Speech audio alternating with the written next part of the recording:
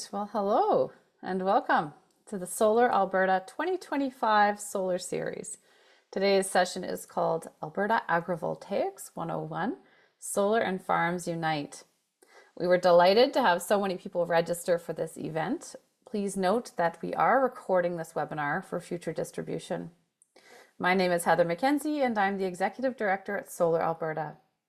I'd like to take a minute to acknowledge that I'm hosting you today and working day to day from Amiskwaciwaskahagan, also known as Edmonton, Alberta, Canada, which is located on Treaty 6 territory and the homelands of the Otipemisiwak Métis Nation.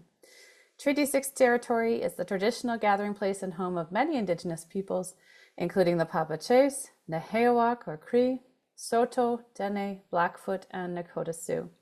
Nations whose ancestors have cared for and nurtured these lands since time immemorial. Today we'll be hearing from Patrick Gossage from Agrivoltaics Canada and Jana Greer from Solar Sheep Incorporated. Following their presentations, there will be a question and answer period in which you can all participate.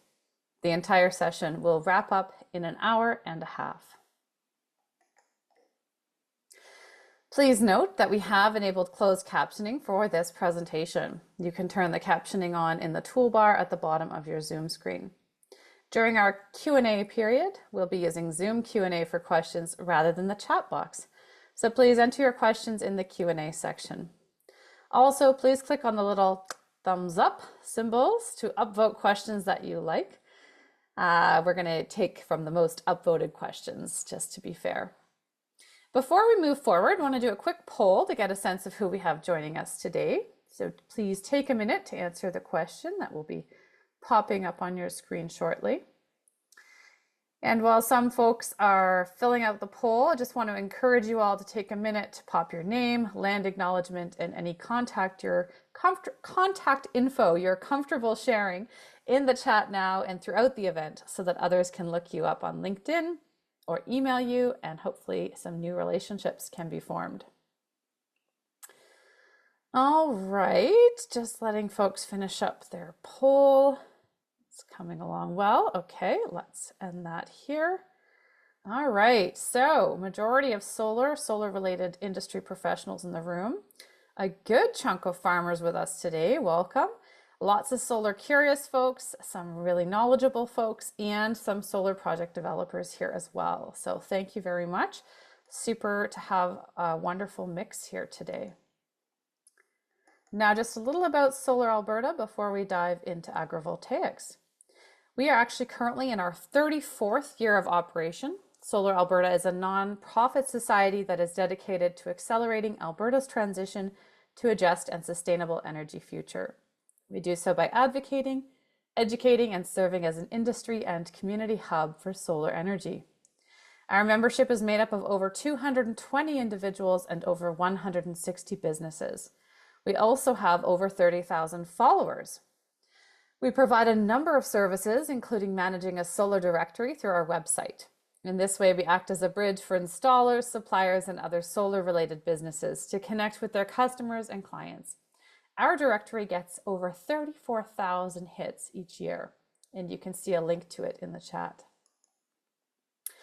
We also offer affordable courses for solar industry professionals or those looking to transition into the sector. Most of our courses are online Tuesday and Thursday evenings. Well, we just finished our last live online course for the season. On-demand recordings of all our courses are available for sale alongside our paid workshops in the solar training videos section of our website.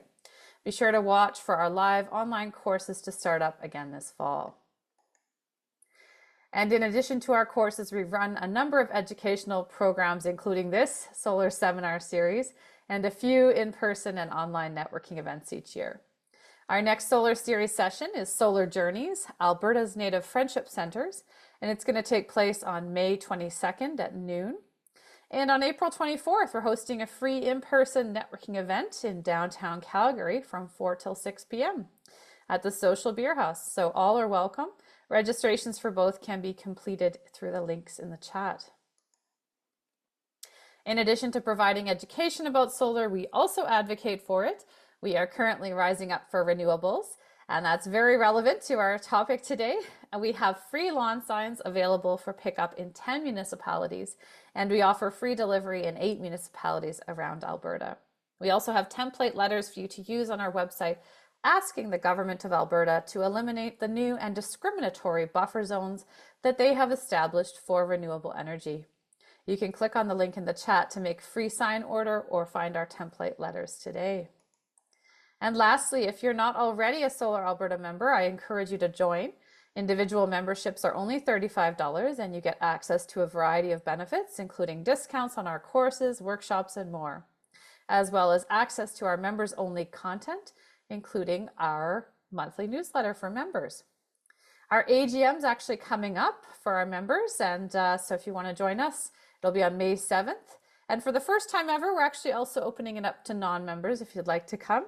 Everybody needs to be registered though by April 16th if you want to participate. And if you're looking to support the work we're doing at Solar Alberta in additional ways, please consider volunteering or donating. Now, without further ado, I'd like to introduce our speakers for the session. Patrick Gossage. Patrick is the president of Agrivoltaics Canada and managing partner of Good Energy Partners. Patrick is an entrepreneur and environmental advocate with a fervent passion for triple bottom line solutions. Starting in South Africa, he founded a company to address the energy crisis developing and has since been instrumental in Canada's transition to a low carbon economy. As managing partner of Good Energy Partners and a founding member of Agrivoltaics Canada, Patrick champions innovative agrivoltaics project solutions that serve the environment, economy, and society. With a career spanning multiple continents and diverse renewable energy projects, Patrick's dedication to a sustainable future is unwavering. So welcome, Patrick. Thanks for joining us today. And we're also going to, yeah, awesome. And we're also going to have Jana Greer after you, Patrick. So I'll just introduce her now and then I'll turn the mic over to you. Jana is a first-generation rancher and co-founder of Solar Sheep Inc., a company specialized in vegetation management utilizing sheep for solar installations across Alberta. She also serves as a board of director on the board of directors with Agrivoltaics Canada, where she advocates for the synergy of agriculture and energy production for environmental sustainability. So welcome, Jana and Patrick, and I'm going to turn the screen over to Patrick as well as the mic. Pleasure. Thanks, Heather. Yeah, really appreciate you organizing this. Hopefully you can hear and see me okay. Yeah, Agrivoltaics Canada is very excited about the partnership that we now have with Solar Alberta. We're a young organization that wants to make friends with as many people as we can to grow our influence and spread the gospel of what we think is the gold standard for renewable energy development, which I'll jump into a little bit here. I'm going to share my screen. So yeah, today we'll keep it quite high level, but we can do a deeper dive, should we wish, in the Q&A at the end. This is really to introduce the concept of agrivoltaics. It is exciting that more and more people that I have conversations with actually know what the term means now when I'm having those conversations, instead of me having to spend half an hour explaining it, but it's still relatively nascent. And so we'll go over some of the basics, including a bit of my story and how I fell into this field. So I'll launch this video in a second, but as Heather mentioned off the top, so I've cut my teeth in the renewable space in South Africa. I lived there from 2010 till 2018. And one of the first projects that I sunk my teeth into when I moved back to Canada was working with Haleen Solar. So Haleen is a Canadian and now US manufacturer of solar modules. In 2018, that was the original tariff war between Trump and Canada on certain goods, including solar. And so we were trying to think of ways that we could compete with largely Asian imports that were cheaper, and create some more bespoke solutions that were a little more niche in the marketplace. And that led us to designing this greenhouse integrated solar module that you can see in the image here. So this is a semi-transparent glass with solar cells spread throughout it in that checkerboard pattern that you see there. And perhaps I'll stop talking and just let you view the video, which was my first foray into learning what agrivoltaics meant.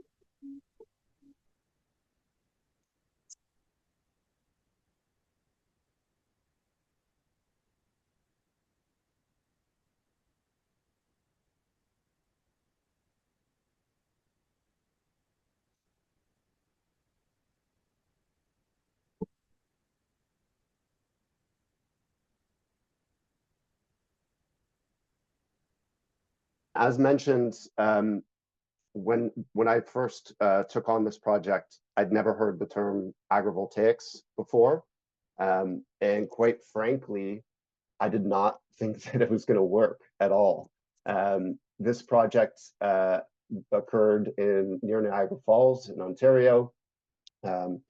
We had a government grant to help buy down the cost, and we used Niagara College as a third party, some agronomists there as a third party data collector and reviewer to independently verify that the plants underneath this section of greenhouse glass, that the solar modules actually grew better than they did in the regular glass, which was quite a eureka moment for me, and led me to hear about this concept called agrivoltaics, and start to do a little bit of a deeper dive, realized that this was a really fast growing space, particularly in Europe and more land constrained countries like Japan, Germany, France, Italy, and even in the US. And my remarkable citing about the US that I constantly say is that you have bipartisan support for agrivoltaic bills in the US, and we know Americans don't agree on much these days. So that's if they can do that in the US, certainly we should be able to do something in Canada. So agrivoltaics as a term, I find it from a marketing standpoint not the greatest term. It sounds overly complex. It's really quite simple. It's just dual use. It's the combination of agriculture and solar photovoltaics. So hence the agri for the agriculture and the voltaics for photovoltaics, which is solar. And the idea, again, also quite simple. Have 1 + 1 = 3. So instead of having solar or farming, this is a way to reduce land use conflicts, improve income for farmers, and enhance agricultural productivity. So there are a number of different flavors of agrivoltaics. You can see some of them on the slide here. Animal husbandry is quite a common one, and my colleague Jana is going to share some of her amazing work on that front. And you can see one of the things, so solar grazing with sheep is quite well established now. We're still relatively early days. I know a lot of folks in Alberta ask about cattle. It is definitely being worked on. One of the keys for that is just getting the costs down. There's more concern with cattle that you need, as it says here, elevated or reinforced mounting structures, which add to the cost and make it harder to compete in a competitive space selling power. So that's one of the issues. I fully expect it will be resolved. There's a huge amount of work going into this in the US, funded by the Department of Energy.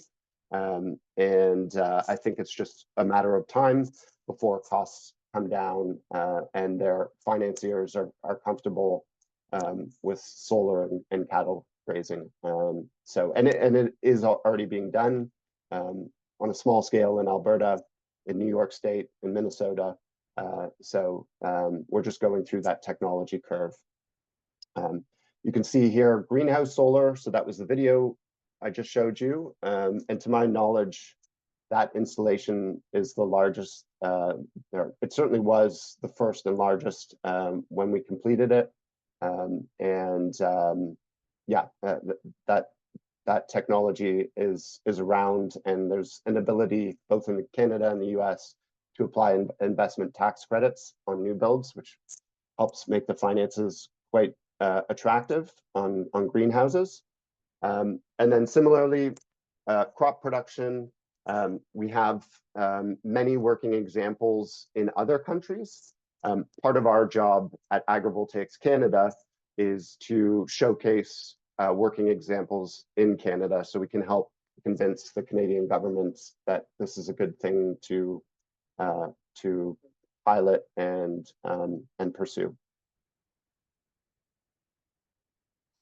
So just a couple examples of those different flavors.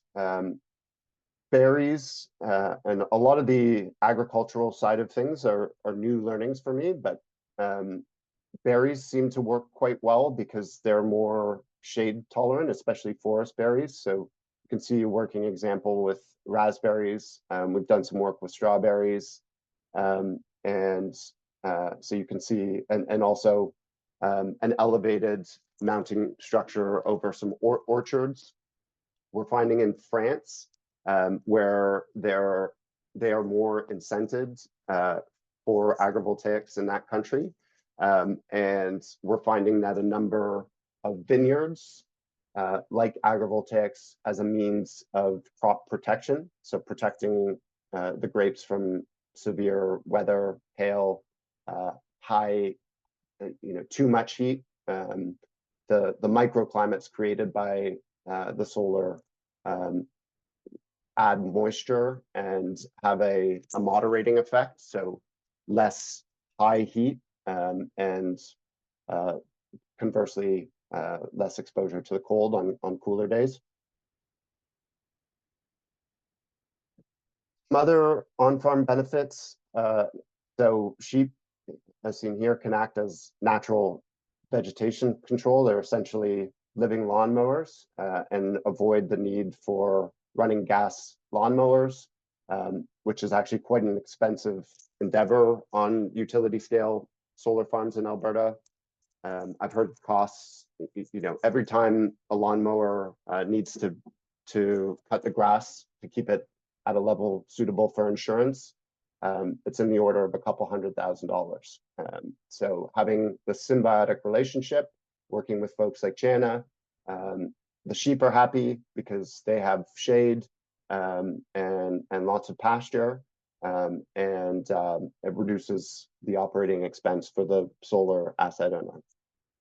Again, improved water retention, biodiversity, and arguably most importantly, it's a steady stream of income for farmers that they can then use to finance certain farming equipment for farms of the future. So after developing that project and stumbling across this concept that I love for its win-win-win nature, um, along with a few other folks, including Jana, I recognized the need to start a not-for-profit advocating for policy that furthers agrivoltaics within Canada. We've had 3 conferences now. Stay tuned and please join our LinkedIn and Facebook and join as a member. I think it's $50 for farmers. There's a sliding scale that's on our website, agrivoltaicscanada.ca. And some shameless self-promotion there. And so stay tuned. We do have an Alberta caucus conference that will be coming up, we expect, at the end of June.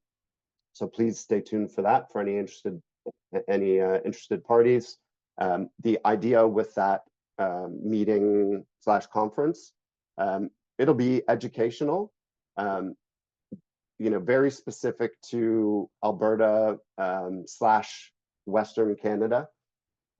So we may incorporate Saskatchewan and BC into the policy discussion. And the outcome of that discussion is going to produce a report that has input from all the various stakeholders that we can then share on our website and share with policymakers in government.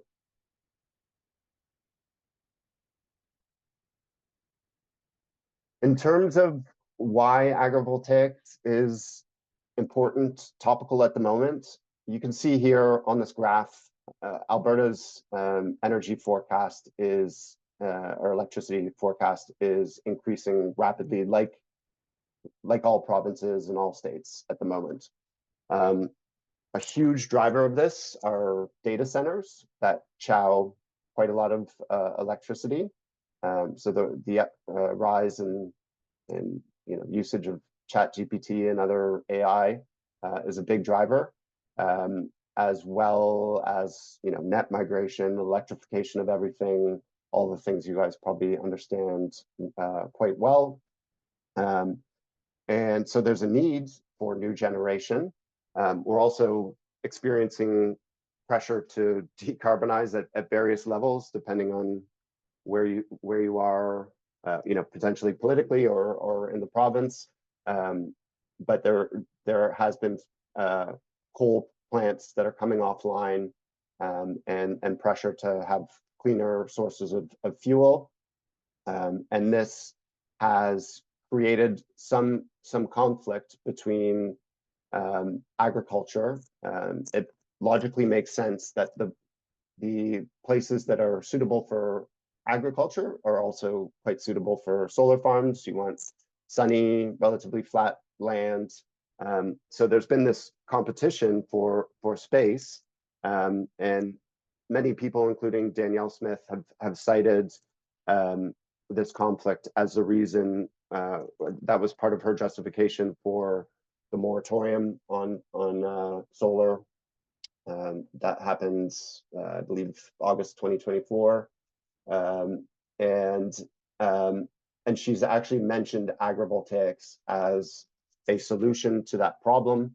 In Alberta now, agricultural impact assessments that determine how agrivoltaics can be a means to reduce negative agricultural impacts are required as part of the permitting process.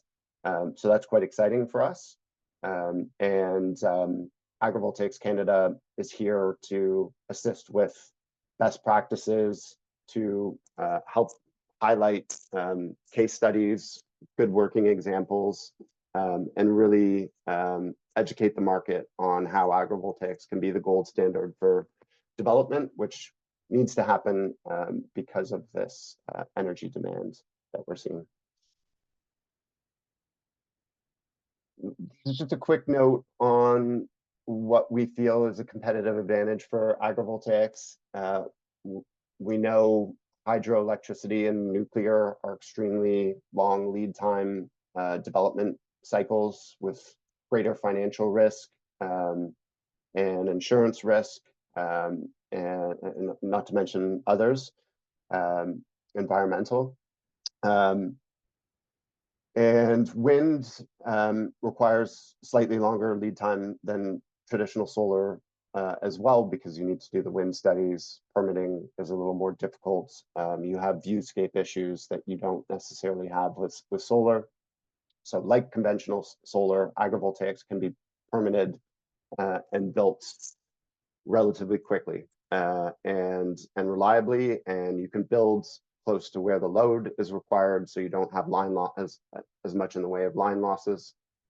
So those are all reasons we believe agrivoltaics can be competitive, just standing on its own 2 feet against other technologies. The slide's a little bit dated. Everyone on this call is probably well aware of the explosion of solar PV capacity in Alberta over the past couple of years. Ontario is the I guess the top in terms of installed megawatts, but all of that has or that's largely all occurred prior to 10 plus years ago.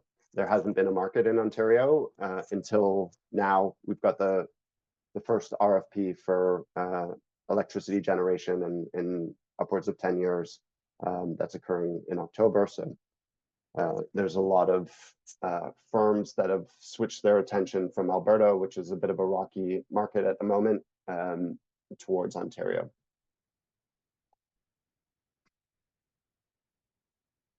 And this is just a quick note that agrivoltaics is a quickly excuse me, quickly growing field. Sorry. And yeah, we're busy at Agrivoltaics Canada, doing lots of R&D projects. Please reach out to us. We are there. We've got quite a lot of academic support with Western University, who's been a longtime partner, and more recently, the University of Guelph on the agricultural side. So we've got some good resources that we can access. And the intention for our conference is to host it at Olds College, which I should know where that is, but it's somewhat near. It's between Edmonton and Alberta. Jenna can probably help me out when I hand over the slides to her shortly. And they've got quite a smart farm program. So we're looking to further the partnership with Olds and look forward to working with them. There's still lots of work to be done. In summary, just please engage with us. Websites there, emails there, and look forward to answering any and all of your questions. And I'll hand things over to Jenna. Okay, so thank you to Solar Alberta for having me. Thank you all for joining today. Exciting times. This is a really exciting topic for most. I share the passion with Patrick surrounding agrivoltaics and joined the board last year to just kind of create this movement and this excitement surrounding dual purpose land use. So our vision is just that. With all of the solar going in Alberta, we see it as an opportunity to farm under every one of those panels. So that's what we're striving to do. There's still lots of work to be done, as Patrick alluded to. So who are we? So my name is Jana. I work alongside with my husband, Ryan. We're first generation sheep producers. We're just outside of Calgary. We've been doing this for about 15 years, really focusing on regenerative agriculture, specifically rotational grazing with sheep to kind of enhance our own soil at home and improve the productivity of our land. We run about 600 head of sheep and market around 1,200 to 1,500 lambs per year. As you can see, we've got two little guys there. So we've got this vested interest in sustainable agriculture, and that's kind of what's derived this passion for agrivoltaics. Being first generation, it's been extremely challenging. So with that, we've recognized the challenges and the limitations over the years. the biggest one being the availability of land. So we're just on a 100-acre piece. And so we were really limited with, the growth of our flock. Particularly in agriculture, you kind of have to go big or go home. So we recognized that we needed to grow the flock that we had, but we were really restricted by the size of our land. So now that we had kind of honed in on this grazing skill set when it comes to rotational grazing, how could we use that to our advantage to increase some off-farm revenue? So this is where solar sheep came in. So we had spent years doing a lot of research specifically on solar grazing. I've got a few close friends who practice this out east where Patrick is there. And so basically solar sheep emerged as an idea to combine solar energy production and agriculture. So we had an opportunity. There was a local solar installation going in just 10 minutes from where we live. So we pitched that idea in 2020, and at the time, it was a little bit complicated. It was fairly new, and so it was kind of this crazy idea that's now turned into an extremely successful business. And so we focus on managed grazing with sheep, but more specifically, the revegetation of utility scale solar. So I've had a lot of developers contact me and ask to have sheep on site. Like I said, there's a lot of excitement surrounding this idea and this synergy between sheep and solar. But if there's anything I've learned in the last couple of years, the revegetation is often an afterthought on solar. And so I've kind of derived this excitement about learning a little bit more about soil health, learning the plants and grasses and stuff that we can put underneath solar to basically improve that to allow for the ability to graze animals. And so with that allowed for us to grow our flock, allowed for additional revenue as I spoke of, but also brought about these long-term partnerships with a lot of the solar developers we've been working with. So our business model, we call it Sheep as a Service. We graze utility scale solar installations throughout Alberta. Currently grazing multiple sites and onboarding quite a few in 2026. As I mentioned, we're a livestock first business. Our focus is on sheep and always will be on sheep. But we recognize that not all sites are ready for grazing, but I really believe that they can be. It just takes a lot of work. Oftentimes I'll go in and there's a lot of areas of bare soil. There's not a lot of vegetation for the animals to consume, or they're heavily infested with weeds. Yes, weeds are great for sheep. They do consume them, but they need to have more than just weeds under their feet. So really trying to build on that, recognizing that we don't have enough sheep to service all of the solar installations throughout Alberta. There's a lot going in, as Patrick's chart alluded to there. But what we've done is we've partnered with producers. So we've been in the industry long enough to kind of see a lot of producers, large producers in particular, come and go. Just with the increase in feed prices, not the best prices for lamb sometimes. And so we've basically given them access to grazing land. And so we've been able to kind of open the door to offer that to producers to say, hey, you can kind of stay in the industry and this is how we can help you do it. So currently Solar Sheep offers a full service offering. So that's everything from managed grazing with animals, which I'll speak to in a minute, mechanical mowing, seed procurement and application, some herbicide applications, and some soil analysis. And the idea and the end goal there is to improve site biodiversity, get some grass growing, get some plants in there that the animals are going to want to consume to increase the nutrition. Not all grass is created equal here, and we want to ensure that our animals and other people's animals are in good, healthy condition and they come home in the same condition. And just building on that eco-friendly habitat. We're not the only ones utilizing that space, and we want to encourage other animals to continue to live under there as well. So with that, we've successfully revegetated thousands of acres throughout Alberta. A lot of those seed blends that I've come up with have been a little bit crazy. This picture here shows rows and rows of sandfoin, which if there's anybody in southern Alberta, it can be challenging to establish. We had tried numerous times on a piece of our own property, and I think there's about one plant out there. So I've had huge success with that, but obviously with the end goal being grazing. So our team has grown, particularly in the last year. We've got several shepherds that we hire seasonally, lots of equipment operators. We've got 2 professional agrologists, a nutritionist, and our flock veterinarian who helps with our flock health protocols for when we're onboarding sheep. Typically, we try not to amalgamate flocks, but where she's there to kind of help streamline that a little bit better. The concept here is a fee for service, and so we commit to superior performance. With that said, we're really good at what we do. We know how to manipulate the animals to our advantage to be able to perform in a very similar way to mowing and keep the solar asset owners happy. The last 2 years, I've spent quite a bit of time with consulting, mostly with solar developers, but there's been some landowner discussions and a lot of one-on-one with producers as well. So why sheep? The topic sometimes when you're in Alberta is cattle, and Patrick spoke to that as well. In my opinion, sheep are the best choice for non-mechanical vegetation management. They're extremely effective at their job.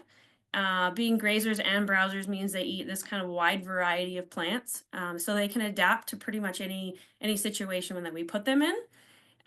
Grazing underneath the panels, they're really good to kind of reach those hard to reach areas that are quite labor intensive when it comes to mechanically mowing or trying to trim those areas. They don't actually chew wires or damage equipment. I watched this video on LinkedIn this morning about these little baby goats bouncing across this array of solar panels, and sheep definitely do not do that. They mostly have their head in the grass for the bulk of the day, and the rest of the time they're relaxing in the shade of the solar panels. But they're also small and docile. They're very easy to move. I'll get into our business model here in a minute about why that's important. So our grazing practice. So rotational grazing is key for performance and for availability of feed for the animals. So the roadways, as you'll see in this video here in a minute, make it easy for movement. But the way the arrays are set up throughout the solar install actually makes for really easy manipulation of fencing. So the animals are moved every 1 to 3 days. This is not a set it and forget it. They are not allowed to be out there free roaming. Depending on the size of the area, what there is for vegetation and how many animals we have in that area will help determine the best time to move them.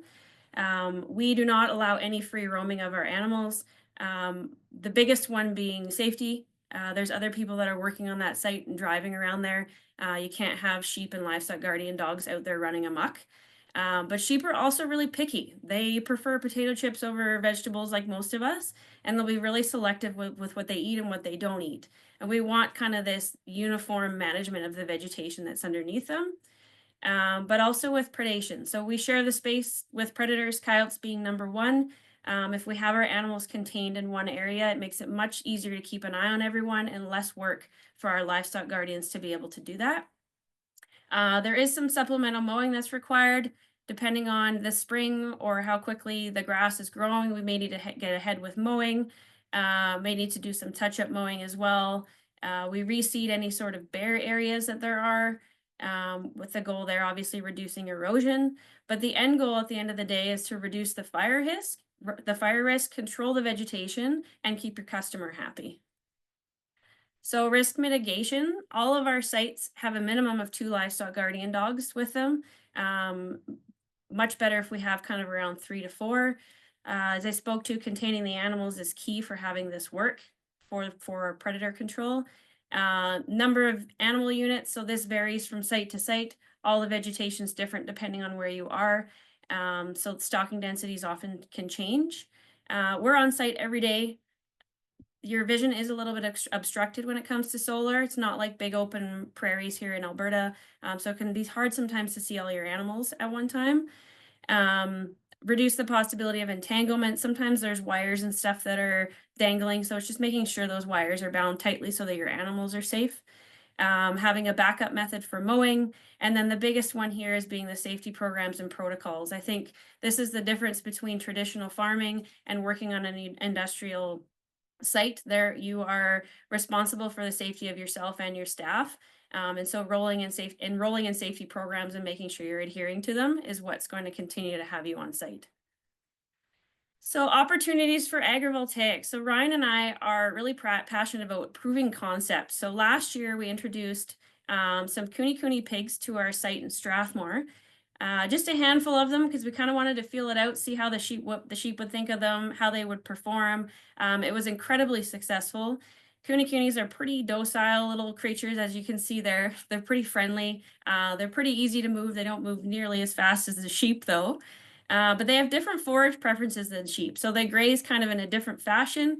They have these upward turned snouts, as you can see, so they can actually root up the soil and make big holes as traditional hogs would do.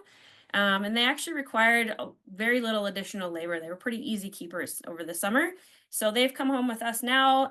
They're actively having piglets, so we expect to have about 50 or so out this year. Opportunities for agrivoltaics, there are many. As you saw in Patrick's slides, my biggest interest is on multi-species grazing because I see huge benefits there. Some of those being increasing that soil organic matter I spoke to, utilizing the pasture much better. So different species kind of consume different things. So grasses versus forbs. Reduce parasite loads. So the idea here is that sheep and or cows and or chickens, whatever you use, end up being dead end hosts, they call them. So they don't actually share the same gastrointestinal parasites, which makes it more easy to manage those throughout the site and reduce the need for chemical deworming agents. And if you can graze more animals, more different kinds of animals on one piece of land, you end up with more protein per acre. So we continue to prove this concept, and we'll actually be adding another species to our Strathmore solar project, so stay tuned for that.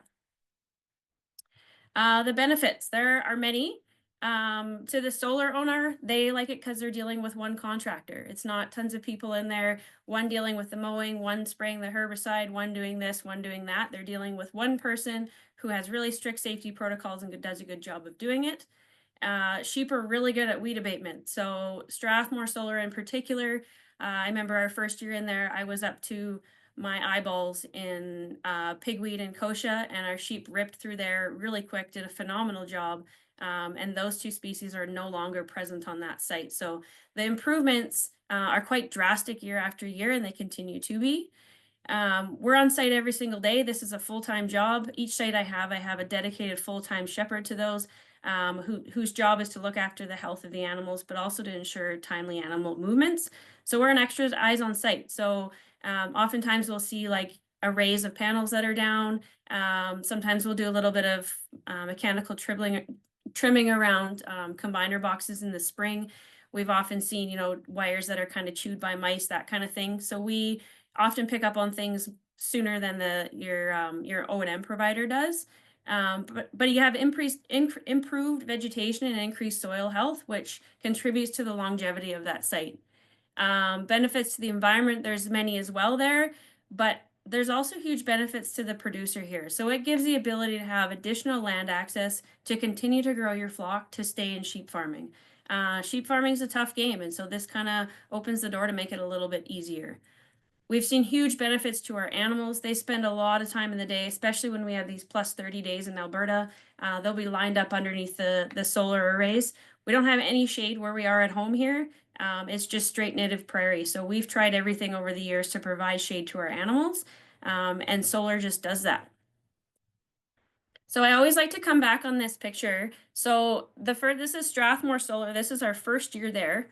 This is our second year there. So if you looked at the area on the left there, that was heavily infested with weeds, and they did quite a bit of herbicidal spraying in there. So we decided, just for the health of the animals, we weren't actually going to use sheep on that side.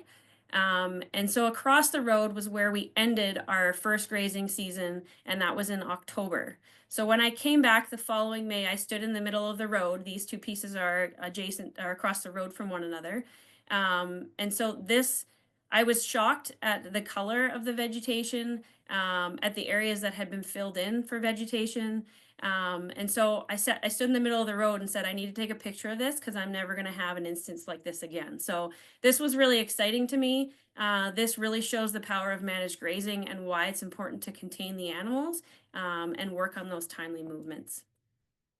So considerations, I know we have some farmers on the call here, and a lot of people who are into solar as well. If you are a farmer and you want a little bit more information on this, I did a webinar series last week. If you'd like access to that, feel free to reach out. But as an asset owner or a developer, some things to think about. I mentioned revegetation. That's probably the biggest one. We come in a lot of times and there's a lot of areas of bare soil. And it's quick to say, oh, great, we'll have sheep on there that can graze this and maintain it. If there's a lot of work that goes into this and a lot of forethought. So vegetation should be number one. Site design and layout for agrivoltaics. So, widening the rows to allow for, haying between the rows, or adding in, different crops as well. Sometimes there's cabling, or there's the panels might be too high if they wanted to incorporate cattle. Patrick spoke to that too. But more importantly, select an experienced producer and hold them accountable. This is a skill set. This comes with a lot of hard work, and they have to be dedicated to perform it well. So with that being, it is a fee for service, and you would pay them similar to what you would pay your veg management contractor, and you should uphold them to that. For the producer and the farmer, this isn't traditional farming. This is a full-time commitment. As I mentioned, a lot of these sites can often be quite remote. We work on sites kind of all throughout Alberta, and some of them are quite far away. So recognize it's a full-time commitment, and that you should be paid for your time. Safety is number one. We pay, anywhere between $10,000 and $25,000 a year on our safety programs, and having a team that are dedicated to managing those programs for us and making sure that all of our staff are trained accordingly as well. You need more animals than you think. Grass grows different. It grows taller and thicker and much faster under solar. So if you think you have enough animals, you should probably double it. And that being pretty much every site that I've been on Alberta, I've kind of taken, a ballpark figure about what I think would be appropriate. And oftentimes we're having to add more animals. But yes, it's not free grass. A wise farmer once told me that you don't need to buy yourself work. And that's truly for this. I mean, if you've got a solar install that's close by and you're thinking, oh, great, this is access to free grass, it's definitely not. You need to train your animals to stay in electric fencing, and you need to do it well. So with that, obviously there's a fee for your time, but you have to be really good at doing it, and recognizing that if you don't perform, it will need to be mowed, and you will be responsible for those costs. And that's it for me today. Oh, wonderful. Thank you so much, Jana. And I'll just welcome Patrick back on screen. And if you want to shut down the screen share, we'll get started on our Q&A. I see a number of people are already populating the Q&A. So just a reminder that I'm going to take the most upvoted questions first. So please be sure to upvote your questions, and I'll get started here. So Jake is wondering, what role can or should municipalities play in terms of promoting agrivoltaics, such as removing potential barriers? And just while you two are thinking about that question, the role for municipalities, I will mention that a couple years ago we did have the town of Innisfail present to us, and hoping one of my staff members can pop that link in the chat for you, because one of the roles that they played was they leased land to a solar farm developer who was also willing to keep the sheep on that land that had been previously grazing there. And so one role that municipalities can play is, if they have some municipal land that they're already leasing for sheep, maybe they could consider allowing a solar farm developer to add some solar to that land as well. So that's one idea. But what are some of the other things that you two think municipalities can do to sort of promote this area? Patrick, do you want to start? Sure. I mean, municipalities are instrumental. The trend across the provinces and across the globe really is downloading more and more responsibility to a local level.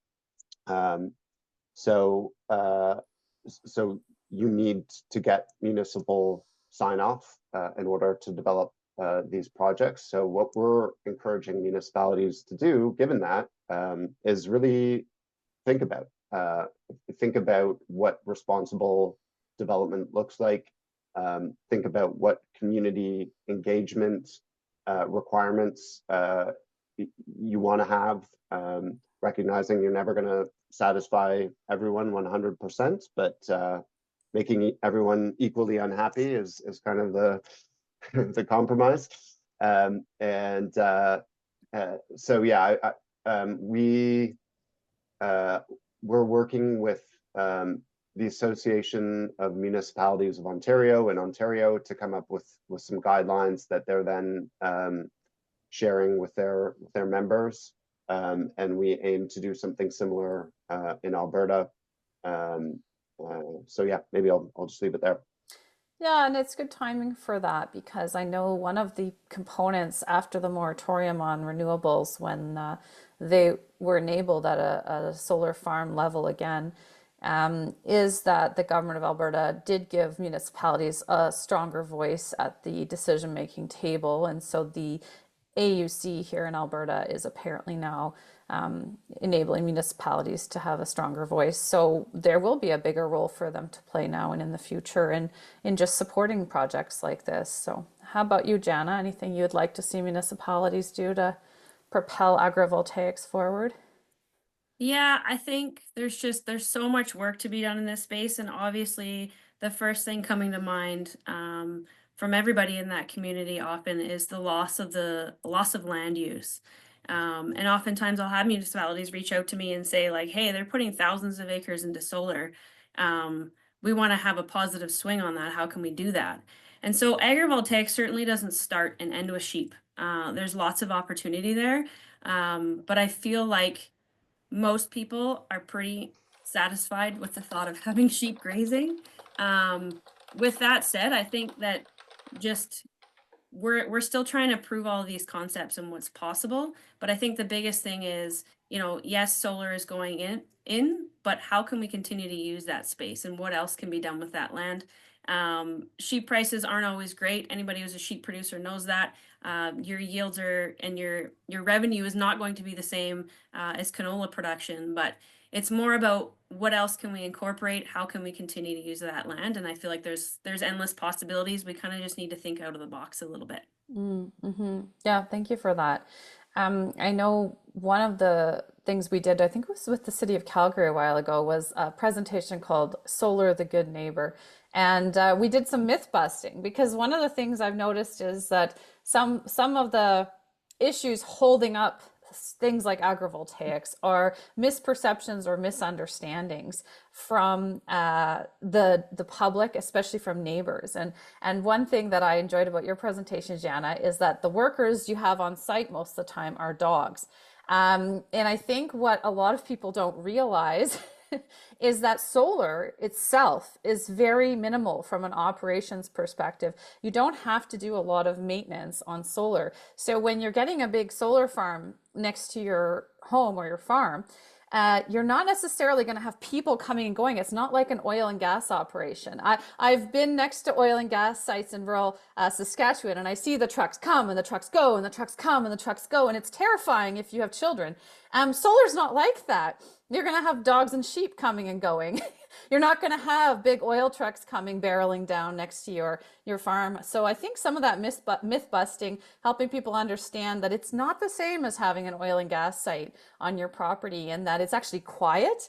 It doesn't make any sound unless you have cows, I guess. But and so there's just some messages like that I think municipalities could probably help to get out a little bit more. What's the biggest myth that you've had to bust, Jana, when you're dealing with neighbors?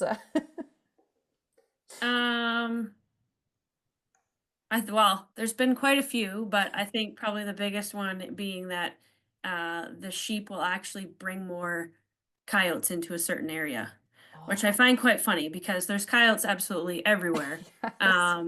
We've been on the same property for quite some time, and we know that they live here. We've had, not to say we haven't had losses from them over the years, but I think that one is interesting because if the coyote population is already healthy and they live there, it's going to continue to be that way. So that's why our focus is more about, you know, as I spoke to, containing the animals to say like, hey, yes, the coyotes do live here, but the sheep aren't drawing them in. So Yeah. No, I live in central Edmonton, and we have a healthy coyote population yeah. around here. So I don't think there are any sheep nearby contributing to that. So that's a good point. We have them in downtown Toronto right now. Oh, in really? Liberty. Yeah. So, Even Yeah. in the yeah. concrete jungle. Yeah. There you go. Ken has a question here, very popular. So what is the carbon footprint of sheep? Does that number get calculated into the solar installation for carbon offsets? And I'll have you guys take a stab at that. I think roughly it's a third the carbon imprint of cows, if I'm not mistaken. Just rough numbers that I've looked up before. Yeah, yeah, and there's still more work being done for On that that. too. Yeah, Okay. but I think when you're talking about carbon offsets and carbon credits, I feel like that's coming. I feel like it needs to come. That's exciting, but as for answering that wholly, I'm not sure, Patrick, if you. Yeah. Well, I happen to be married to a carbon offset expert. So, what I'm Ah. thinking, he's not here today. It takes up too much bandwidth, but actually, he's presented to Solar Alberta before on carbon offsets. So, what I'm thinking for folks wondering about carbon offsets, why don't you fire me an email at heather@solaralberta.ca, and I'll pick the brain of my coworker, who doesn't actually work for Solar Alberta, but he happens to be an international carbon offset expert, which is a very niche field, I feel. So, I'm not surprised that you two don't have any quick response to that, but I think I could get one, and I would love to know that answer too. But I do know sheep are better. And the other thing I learned recently is that it really depends a lot on how you farm, because if you have farming practices like you do, Jana, the carbon imprint of your sheep is probably significantly less than if they were in a much more industrial type setup, that's involving a lot more, electricity, and also even like you're using natural shading. I imagine there's probably some places around the world where they're going to have to actually cool the facilities that the sheep are in if it gets too hot. So all sorts of different things depending on your farming operations as well that can impact your footprint, I think. From what I've heard, practices like yours that are more natural are generally better for the world. So that's just a generalization, though. I'd love to dig into that for our audience today. Love that we have so many nerds on the line. Thank you for that. Again, just fire me that email, heather@solaralberta.ca. Sarah is here today. Okay, Sarah develops educational materials. What are some good resources for a short article on agrivoltaics for local producers? And do any of your companies have fact sheets or information just to get folks started? Anything that you two would like to pitch from your websites? I also follow Jana actually on LinkedIn. And I think if anyone is wanting good resources, tell them to follow Jana because you get to watch a lot of cute videos all the time, which is very awesome. Jenna is our social media darling. So yeah, she's by far the most popular of anyone on our board. Most popular.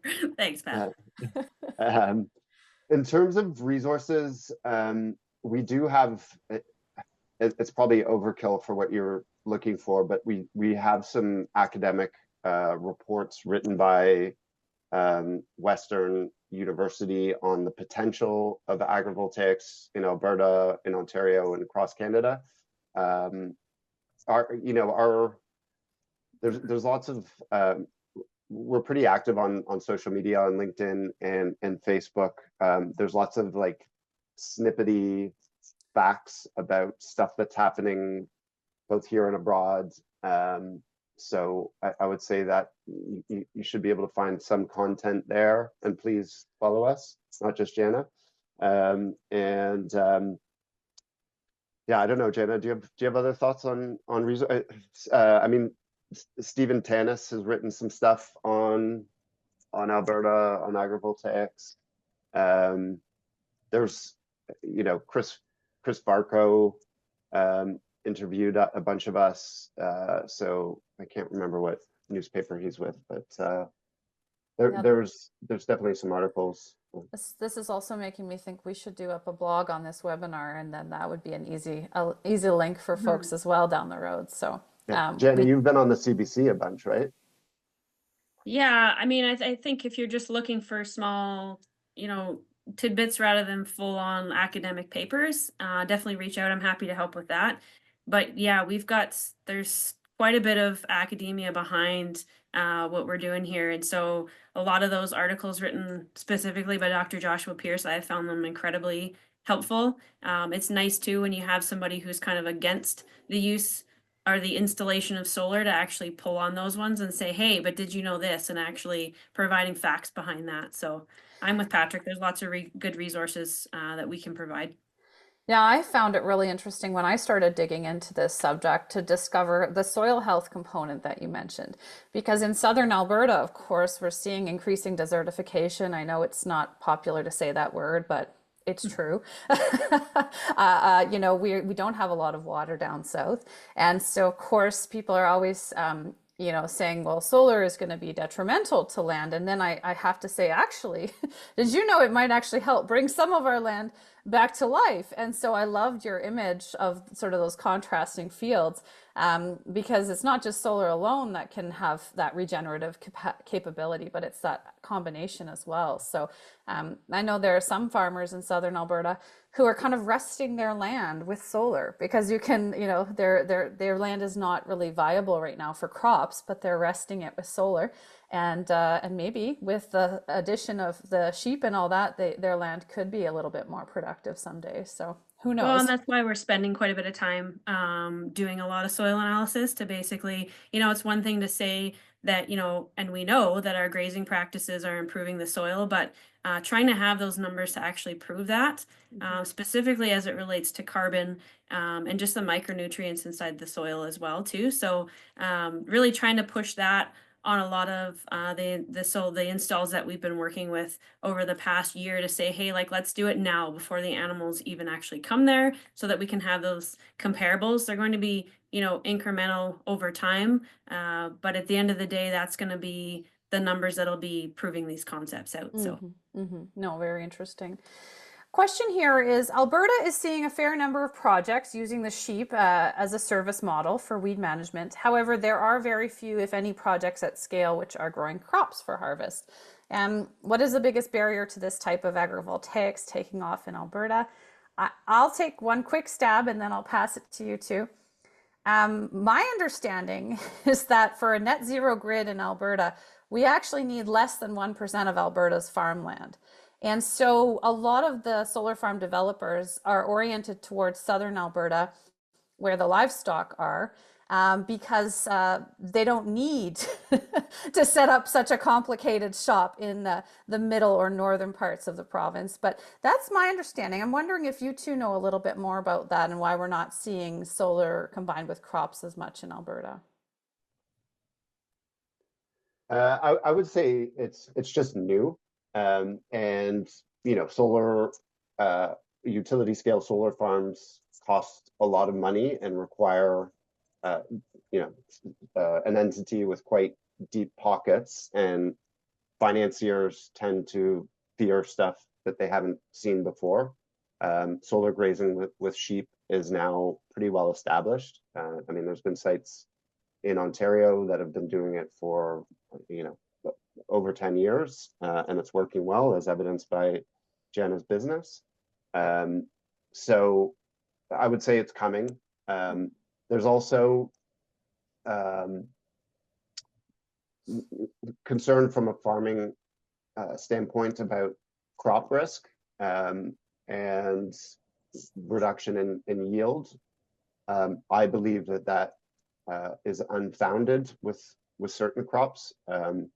But this is part of the huge amount of work that we need to do at Agrivoltaics Canada. So, you know, part of our job is going after this, that, and the other grants to undertake R&D projects that that showcase different types of installations with different crops across all different geographies. Because people want, if you're going to be spending that kind of money, they want as much certainty as possible.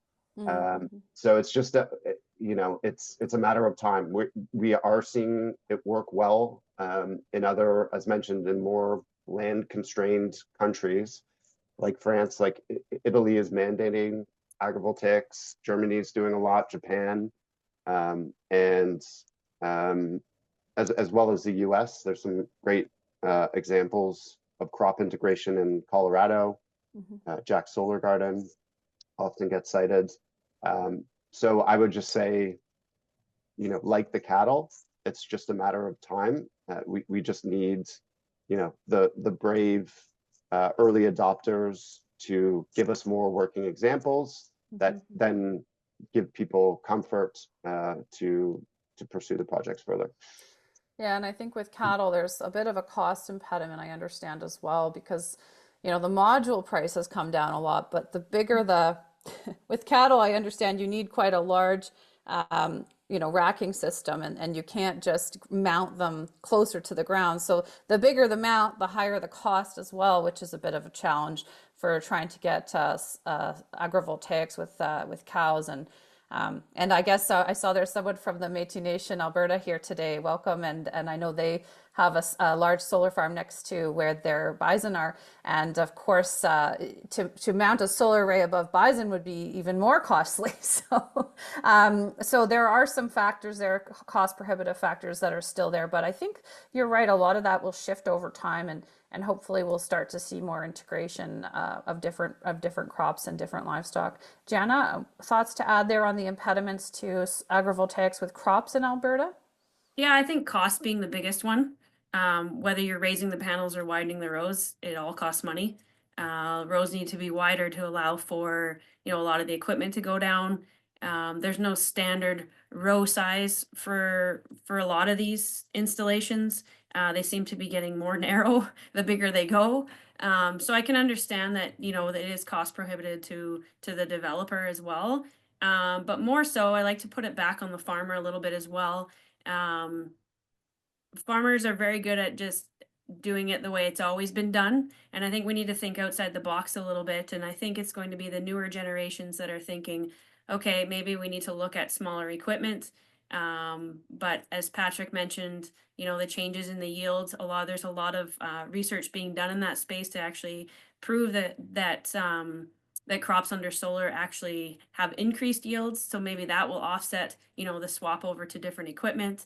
I think there's still a lot of work to be done in that space, and everybody's a little bit nervous about it. That said, it's being practiced across the world. We just have very big, large parcels of land in Alberta to do it on. So everybody's a little bit nervous, I think. But I think Yeah. it can be done, and it's going to be coming soon. Yeah, but why not take the easier path for now, I guess, right? While we while we grow it. No, thank you. I'm seeing a couple of comments here. Chris is asking, biosecurity is a risk when using living organisms. Has this been an issue that to date? Avian flu, foot and mouth, canola, backleg are risks to be acknowledged and managed. How has agrivoltaics accounted for these challenges? I was just asking you that the other day, Jana, hey, because you're looking at getting some birds out there. And I said, what are you going to do with those birds if if there's flu? So I'm kind of curious about this too. And then I know the Otipemisiwak Métis Nation also couldn't put sheep on their farm, as Ron has kindly shared here, because of course they have a parasite which is deadly for the bison next door. So lots of considerations there. And I'd love to just hear what your thoughts are on all those factors. Lots in the news these days. Hey, Jana? Yeah, I think it's just protecting yourself and your animals with a really good veterinarian, somebody who can help you really develop those flock health protocols to make sure that everyone is safe. When you speak to bison, you're talking specifically likely about malignant catarrhal fever. Sometimes there's some cattle producers that get a little nervous about that as well. Despite the risk for that being extremely low, my vets and I have had numerous conversations about that one over the years because it gets people nervous. But there is a bit of a risk to bison there, so that's understandable. But I think, yeah, if you have livestock, there's going to come challenging times at one point or another where you're dealing with health issues. It's just having the right people on your team to help you navigate through that. Appreciate that. Allie here. Okay, for optimizing horticulture yield. Oh, I think this is based on your very first slide, Patrick. We're going back to the very beginning. Was any simulation study carried out? And if yes, what were the tools? How did you simulate microclimate conditions for the crops? For example, soil temperature, moisture, irradiance, shade. So lots of questions. I think this is really related to that one unique sort of greenhouse piece, which again, in addition to the crop one, I don't know that we've seen a huge amount of that yet in Alberta, but I know of at least one solar greenhouse here in Alberta, and I can't imagine there might be more to come. So good question there around simulation studies and how you thought about all that. So I'm happy to share, there was a report done by Niagara College, that's who we hired to do independent analysis There's a detailed report that I can share publicly. So there was a head agronomist. They had all sorts of light sensors. So they had PAR sensors, so measuring photosynthetically active radiation. I had to rethink what that meant. I'm jogging my memory because it was a couple of years ago that we did this study now, and then I went into a COVID fog after. But yeah, we had computer vision was the part of the equipment. They did yield studies based on dry weight, wet weight in the control versus the underneath the solar modules.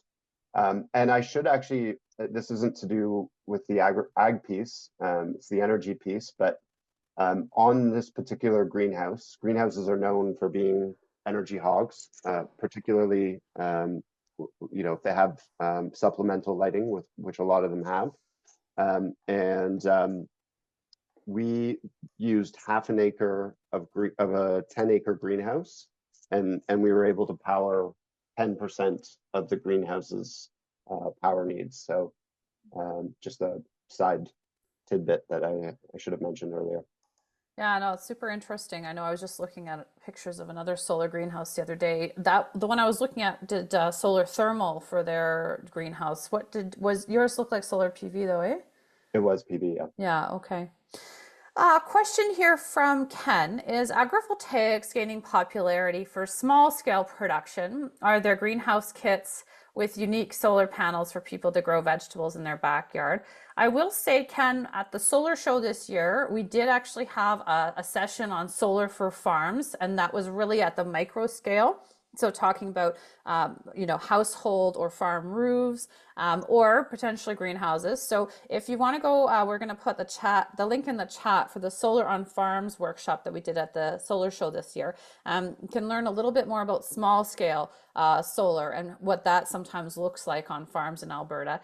But I don't know about little greenhouse kits with solar panels. Have either of you seen anything like that for the small scale solar curious folks who don't necessarily want to develop a massive solar farm? The only kit I heard of, Pat, Yes, was sir. that tunnel. Oh. Yeah. Solar tunnel, but I don't know how to make that in.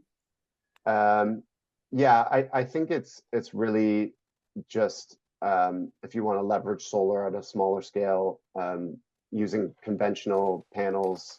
There are a number of incentives that it's useful to look at.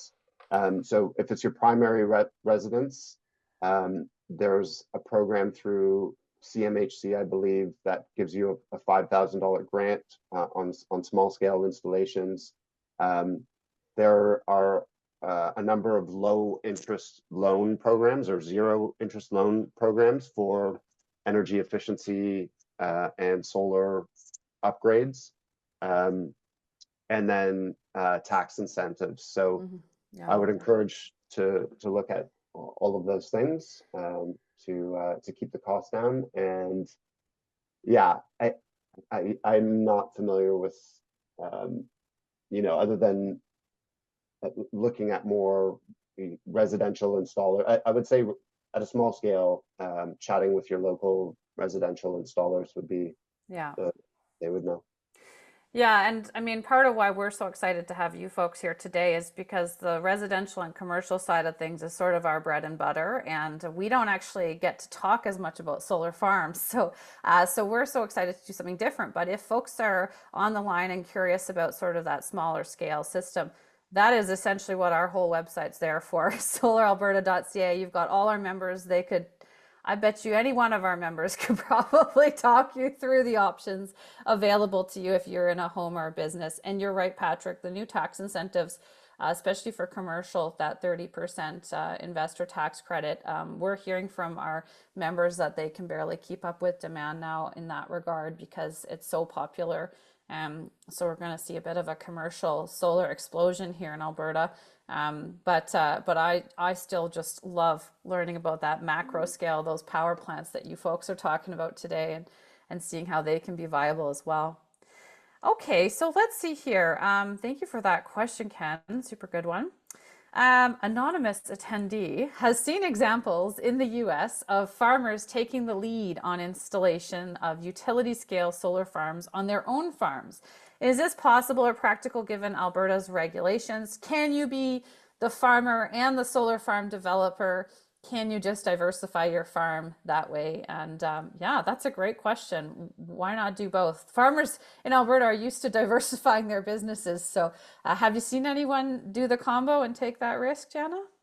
I haven't seen any for development. I have seen a lot of large installs put in, and then the companies working with the landowner still to be able to continue to utilize that land. It's all how it's written in the contract and then what's negotiated. But I haven't actually um, seen like a farmer put in a large like utility scale install. No. I'd love to see that though, because if there's anyone who knows how to take big risks, it's farmers. So I mean, every time they diversify their business, the loans, man, they're astronomical. Yeah. And in this case, actually be a little riskier than some of their other ventures, or, sorry, a little less risky than some of their other ventures because they can establish power purchase agreements, which de-risks the solar operation a lot, actually. We do have a webinar about power purchase agreements. If anyone on the line is a farmer, wants to figure out how to get a solar farm going and de-risk it financially, there's actually an organization called Business Renewable Centre Canada, and they help folks who want to do a solar farm development set up a contract like Jana's talking about, with that power purchaser. Or as you mentioned, if you have the contract as the landowner, you can still maybe be even a part owner or something. That could be kind of fun to see if you can get some shares. So anyways, lots of different ownership structures to contemplate. You don't just have to be the land leasee though, but that sounds like that's the norm in Alberta right now, hey? Yeah. Not too much not too much on the other end yet, but I don't know, Patrick, have you seen any farmers go all the way and do their own solar farm as well as their farming operation? So I haven't seen any farmers. I've had the conversation with a lot of farmers who initially are very excited about it, and then they see how much money they need to fork over, in the order of millions and millions of dollars before you see any, hopefully, return.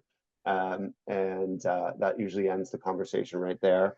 But yeah, I mean, we structure, we're so now Good Energy Partners, my development business, we're very open to structuring deals however it makes sense for the landowners. Certainly include First Nations as equity stake, and there's a lot of government programs that financially assist both First Nations and farmers that we can leverage for participation, even equity stakes. And I would say typically with just a standard lease model, we typically pay sort of 4 to 5 times what you would get for leasing the same land out for just strictly agriculture purposes. And we're very open, our whole business is based on agrivoltaics. So finding ways that landowners, farmers can continue to use their land, keep their name on the family farm. That's what our business is. Yeah, that's great to hear. And I know some municipalities have already started doing that. I think earlier I mentioned town of Innisfail was leasing land out to a solar farm developer. Well, they thought, why the heck don't we just build our own farm? So they're going ahead and looking at doing that. And so it's interesting to see how one thing can eventually lead to another. But the costs are significant to get it going. So just like any other power plant in the province, probably a little intimidating to get started, but nice to know that there's folks who can support everyone along the way. Okay, another question here you've got. Oh, back to your original video, Patrick, that really got people thinking. So we are in 2025. Did the horticulture market reach the projected scale as mentioned in the video for 2020? I have no idea. You'll have to ask Stats Canada. That was a skill testing question there Yeah, for you. yeah. Yeah, exactly. Or Okay. ask ChatGPT. Well, that's dangerous. My son asked ChatGPT yesterday about making like power balls, you know, those little tasty treats, and he was busy putting like sardines and avocado in a power ball. It was disgusting. They definitely all had to be composted. Don't go there I, for recipes. I mean, in answer to the question, anecdotally, obviously, COVID hit the agricultural sector pretty hard. We're still in pretty close contact with a number of the greenhouses in Leamington, which is the epicenter of greenhouse activity, probably in North America, and just outside of or near Windsor, Ontario. And yeah, I mean, like everyone, they're suffering right now from this trade war nonsense. So I think it's been challenging for them, but the industry has experienced huge growth, and one of the limiting factors is really just the availability of power. So there is a queue of greenhouses that want to generate green or have new greenfield development, and they're being told no by the municipality because there just isn't enough power at the moment, and also other utility infrastructure, so wastewater, etc. So that's really been a limiting factor there. Yeah, that's frustrating to hear. Another question here, does the presence of grazing animals increase the taxes that have to be paid to the municipalities? I'm almost thinking it might be the opposite. Yeah, because I know, I won't say who, but I know of some people who have got animals on their acreage so that they can call it a farm. And my understanding is typically the more animals, the less taxes that someone would pay. But what's your perspective on that, Jen? Yeah, it certainly doesn't increase it. I don't necessarily see it decreasing it for the owners, but there might be an option for like when we talked about carbon credits. I can see there's going to be opportunities for that, but no, they certainly don't. They don't pay more, and in my experience, it usually keeps the municipality quite happy because Yeah. there's animals growing there. So Yeah, they tend to like it. who doesn't want some It's food, usually quite food positively security? received. So No, that's great. Yeah. No, I've seen all sorts of. I used to work at the city of Edmonton briefly, and there was this company running a trucking company out of some land, and they were desperate to continue to maintain it as farmland because I think the tax incentives are usually a little bit better if you're contributing to our food security than if you're doing other operations. So usually, yeah, that's good to hear that you haven't seen it increase the taxes.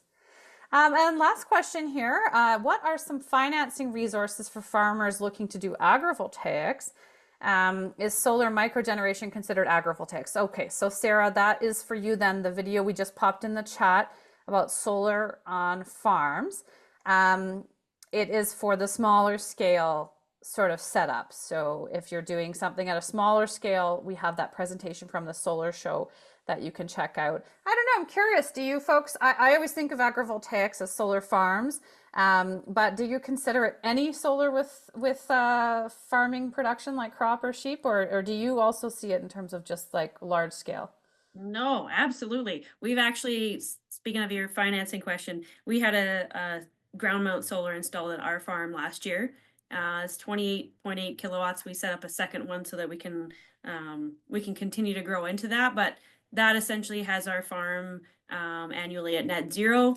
And my sheep are very happy under there. They're actually under there right now because it opens into a field that connects to our lambing barn. So they're oftentimes I can find them hanging out underneath there with their young lambs. But I mean, if you've got a ground mount install and you want to, play around with gardening or, running your chickens under it or something like that, it most certainly is agrivoltaics. I think that's an awesome idea. Yeah, so they're welcome to use that name too. That's good to know. I will say the only big difference, though, for those of you who aren't familiar with Alberta's microgeneration regulation, is if you're doing it at that scale, like Jana said, you can only use it to offset your on-site electricity consumption. You can't make money that way. Yeah. So it's a big cost savings, which I think is very important, but it's a little different than the solar farm at scale. Solar farm at scale is a money maker. It's a business, and they're selling that power to the grid. Whereas when you're doing it like Jana is, in a smaller scale, then it's going to be primarily to support reducing your utility bills on site. And so we do have, again, another webinar. I'm always referencing our other webinars. If you want to nerd out about Alberta's microgeneration regulation, we've got one on that too on our YouTube channel. But yeah, no, this has been super helpful. I really loved these questions today. They were actually they were super on topic, which is amazing because I was kind of curious with this one. I was like, oh, where are we going to head with the Q&A? So thank you to our incredible audience for having such great questions. And Patrick and Jana, this has been a pleasure. So great to be able to work with you both on this, and hope for lots more work together in the years to come. I know one of our goals at Solar Alberta is really to reduce green on green tension. And so the thing we hate the most is when people pit those who care about energy security against those who care about food security and try and make us fight. And we actually think you could care about both. And so we're really glad that you both care about both energy and food security at the same time. And we continue to do that at Solar Alberta as well. So thank you both for joining us today. Thanks to our staff for putting this all together. And I hope everybody has a great day and hope to see you at our next seminar in May 22nd, everyone. Have a good one.